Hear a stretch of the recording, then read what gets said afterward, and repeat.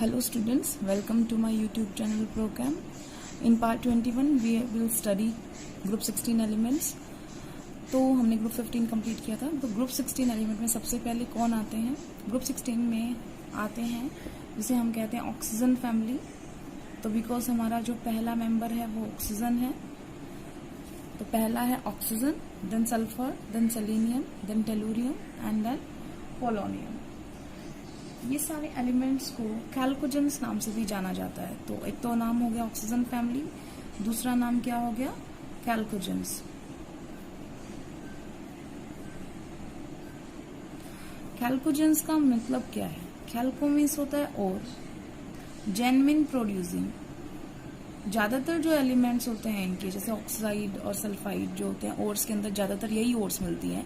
तो इसी वजह से जो ज्यादातर एलिमेंट्स हैं इनके वो ओर फॉर्मिंग या ओर्स में मिलते हैं, इसीलिए इनको बोलते हैं हम कैल्कोजेंस. अब बात करते हैं इनके अंदर जो हमारा सबसे छोटा एलिमेंट है ऑक्सीजन, उसके बाद साइज बढ़ रहा है, आपको पता है, बाद में डिस्कस भी करेंगे हम. इन सब में जैसे जैसे हम नीचे जा रहे हैं, जो लास्ट है हमारा, ये हमारा रेडियो एक्टिव एलिमेंट है. बाकी सब नॉर्मल है. मोस्टली यही होता है, ग्रुप का जो लास्ट मेंबर होता है वो रेडियो एक्टिव एलिमेंट होता है. तो इनका ये रेडियो एक्टिव एलिमेंट होता है, उसका बहुत शॉर्ट हाफ लाइफ पीरियड होता है. अब बात करते हैं इनकी अकरेंस की.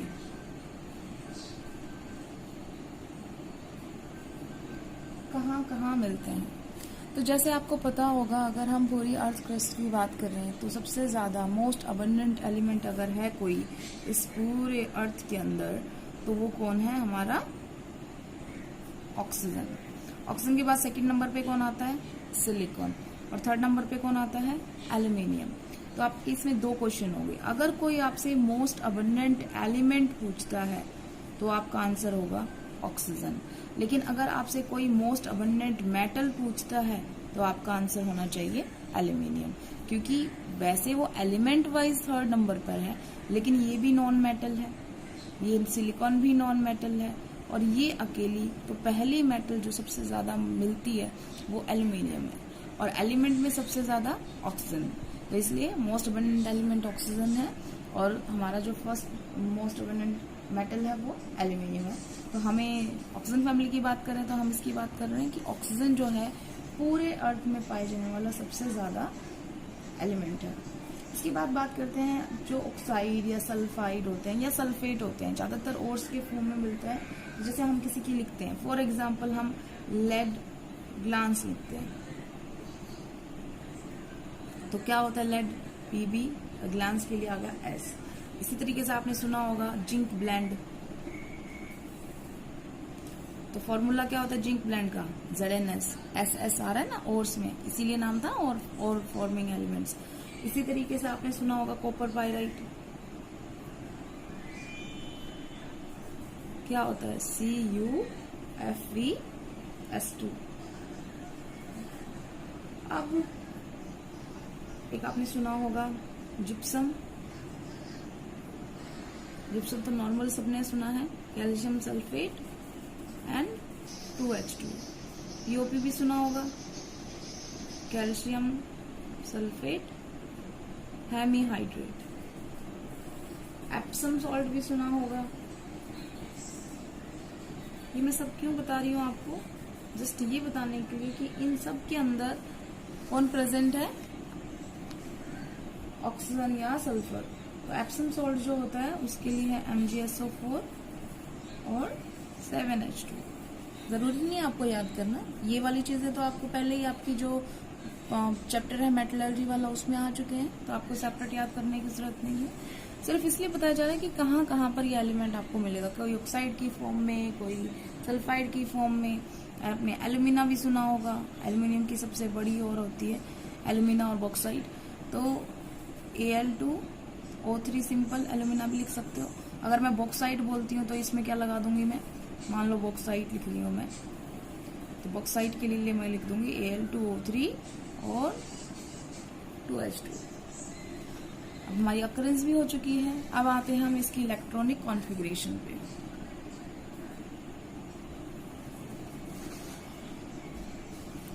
इलेक्ट्रॉनिक कॉन्फ़िगरेशन तो सबसे पहले अगर हम जनरल इलेक्ट्रॉनिक कॉन्फ़िगरेशन लिखें तो आप लिख सकते हैं। अगर आपको जनरल लिखनी नहीं आती है तो आप सबसे छोटा एलिमेंट ले लो, अगर आप उसकी लिख पा रहे हो तो आप जनरल भी लिख सकते हो। फॉर एग्जाम्पल हमारा सबसे छोटा एलिमेंट कौन है? ऑक्सीजन। कितना एटॉमिक नंबर होता है? 8। तो हमारा क्या हो जाएगी उसकी configuration? 1s2, 2s2 and 2p4। अब जो लास्ट शेल है उसको देख लीजिए आप, इसके में 2s2 2p4 आया है। तो जनरल इलेक्ट्रॉनिक कॉन्फ़िगरेशन पूरे ग्रुप के लिए लिखेंगे तो क्या लिख देंगे हम? ns2 np4। ये जनरल इलेक्ट्रॉनिक कॉन्फ़िगरेशन हो गई। इसके लिए 2s2 2p4 आया है, इसके लिए 3s2 3p4 आएगा, इसके लिए 4s2 4p4, 5s2 5p4, 6s2 6p4 and so on. अब बात करते हैं इन केस आपको इनके एटॉमिक नंबर्स नहीं पता, तो आपको पहले भी बताया था मैंने, आप सिर्फ एक का याद कर लीजिए। तो ऑक्सीजन का आपको याद है ना, बाकी आपने क्या करना है, इसमें कितना जोड़ना है आपने? 8 जोड़ दो। 8 और 8 कितना हो गया? 16। फिर कितना जोड़ना है? 18। फिर कितना जोड़ना है? 18। और फिर कितना जोड़ना है? 32। ये इस तरीके से पैटर्न है। तो 8 और 8 कितना हो गया? 16। अब 16 में आप 18 जोड़ दोगे तो कितना आ जाएगा? 34। 34 में 18 जोड़ दोगे तो कितना आ जाएगा? 52। और 52 में 4 ये जोड़ दोगे तो आ जाएगा ये 84। तो ये सब इनके क्या हो गए? Atomic number. आपको सिर्फ इसका पता था, बाकियों के आपने कैलकुलेट कर लिए। अब बात करते हैं हम इसकी जनरल इलेक्ट्रॉनिक कॉन्फ़िगरेशन भी हो गई है। अब हम इसकी एटॉमिक प्रॉपर्टीज की बात करते हैं। एटॉमिक प्रॉपर्टीज में सबसे पहले आएगी आपका size, atomic size, atomic and ionic size या रेडियाई, कुछ भी कह लीजिए आप। तो आपको पता है कि जब हम लेफ्ट टू राइट जाते हैं इन अ पीरियड, दो चीजें याद रखनी है आपने हमेशा। लेफ्ट टू राइट जाते हैं पीरियड के अंदर तो साइज क्या होता है?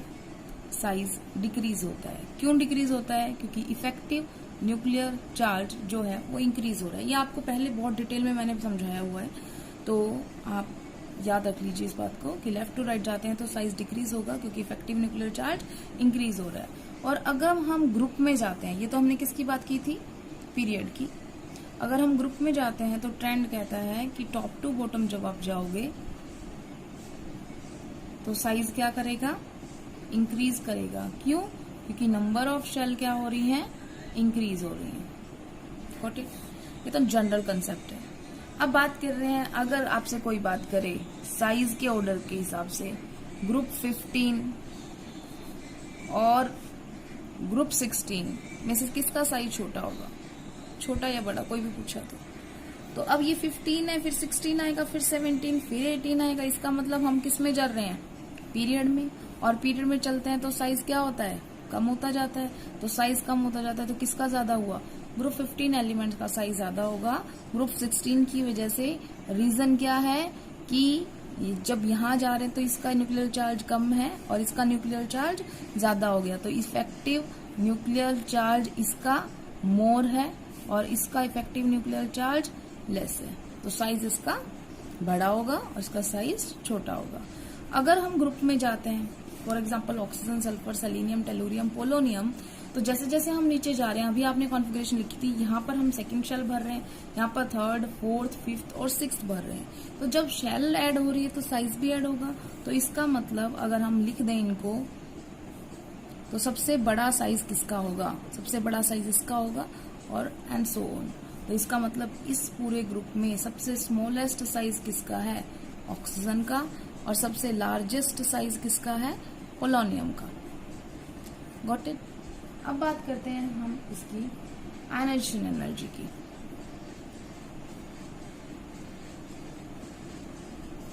आयनाइजेशन एनर्जी याद करके बताएं क्या था? Energy that is required to remove the outer most electron from the isolated gaseous atom. Energy की जरूरत होती है निकालने के लिए इलेक्ट्रॉन, तो उस एनर्जी को हम बोलते हैं जो इलेक्ट्रॉन निकालने में इस्तेमाल होती है। अब आयनाइजेशन एनर्जी का एक आपको सीधा सीधा रिश्ता बताया था एटॉमिक साइज के साथ कि एटॉमिक साइज जैसे जैसे बढ़ेगा इसका आयनाइजेशन एनर्जी वैसे वैसे घटती जाएगी, क्योंकि दोनों एक दूसरे की इनवर्सली प्रोपोर्शनल है।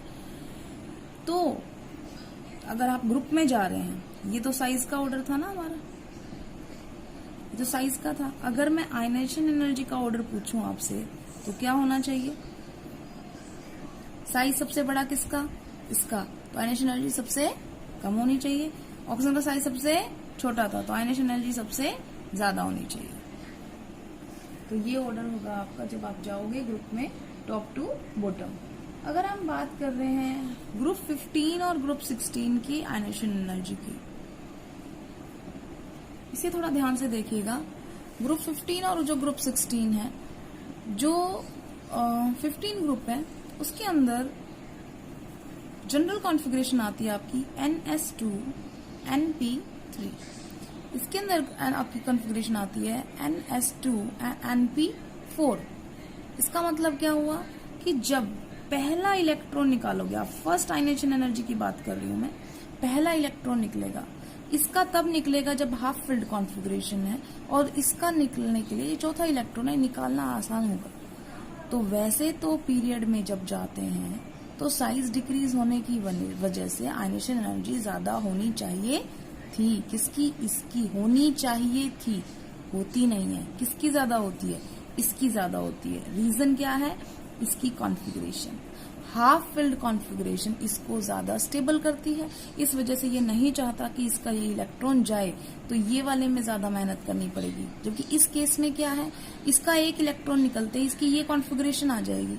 तो खुश है कि इसका चला जाए, मैं स्टेबिलिटी की तरफ चला जाऊं, ये खुश है इसका एक इलेक्ट्रॉन चला जाए। अब बात करते हैं, अगर हम सेकंड इलेक्ट्रॉन निकाल लेंगे, इसका मतलब मैं आयनाइजेशन एनर्जी सेकंड की बात कर रही हूँ कि सेकंड अगर हो जाए तो हम क्या करेंगे? सेकंड में क्या ऑर्डर होगा? ग्रुप 15 का और ग्रुप 16 का। तो अब आप देखो, इस वक्त तो थी ये कॉन्फ़िगरेशन जब इलेक्ट्रॉन निकालना था। अब इसका इलेक्ट्रॉन निकल चुका है, इसकी कॉन्फ़िगरेशन क्या आ चुकी है? NS2 NP2। और इसकी कॉन्फ़िगरेशन क्या आ चुकी है? NS2 NP3। अब बताओ किसकी आयनाइजेशन एनर्जी ज्यादा होनी चाहिए? सेकंड इलेक्ट्रॉन निकालते वक्त उसका अब स्टेबल हो गई है कॉन्फ़िगरेशन, वो तो पहले ही अनस्टेबल हो गया एक इलेक्ट्रॉन रिमूव होने से। तो इसका मतलब कौन नहीं चाहता? ऑक्सीजन नहीं चाहता। तो इसका मतलब अब इसकी आयनाइजेशन एनर्जी ज्यादा होगी जब सेकंड इलेक्ट्रॉन निकलेगा। तब फर्स्ट में ग्रुप 15 की ज्यादा होती है, सेकंड में ग्रुप 16 की ज्यादा होती है। समझ में आ गया? बहुत इंपॉर्टेंट है, पेपर में जरूर आता है कभी ना कभी कि नाइट्रोजन और ऑक्सीजन में से किसकी आयनाइजेशन एनर्जी ज्यादा होती है। तो आयनाइजेशन एनर्जी किसकी ज्यादा होती है? नाइट्रोजन की। रीजन क्या बताया था आपको? हाफ फिल्ड कॉन्फ़िगरेशन जो ज्यादा स्टेबल होती है उसकी। ये उसका आंसर हो गया। अब बात करते हैं हम नेक्स्ट कि इलेक्ट्रॉन गेन एंथैल्पी और इलेक्ट्रोनेगेटिविटी का ट्रेंड। तो जैसे आपको पता है इलेक्ट्रोनेगेटिविटी,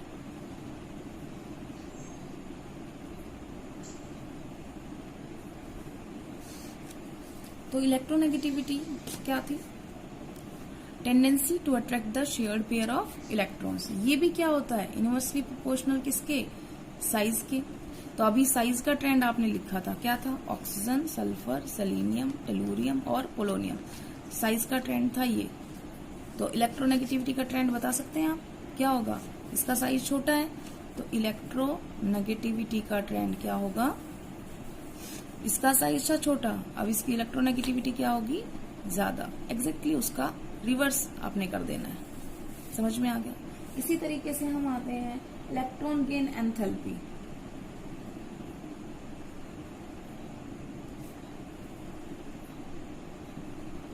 अब इलेक्ट्रॉन गेन एंथैल्पी क्या था? Energy released when one electron is added to the outer most shell of an isolated gaseous atom. किसी में इलेक्ट्रॉन ऐड करना है आपने, तो उस जो एटम है जिसमें ऐड हो रहा है उसको इलेक्ट्रॉन्स को लेने के लिए एनर्जी देनी पड़ेगी। तो it is energy released by an atom when an electron is added in the isolated gaseous atom. अब बात करते हैं इसके अंदर, इसमें भी मैंने आपको बताया था it is inversely proportional to atomic size.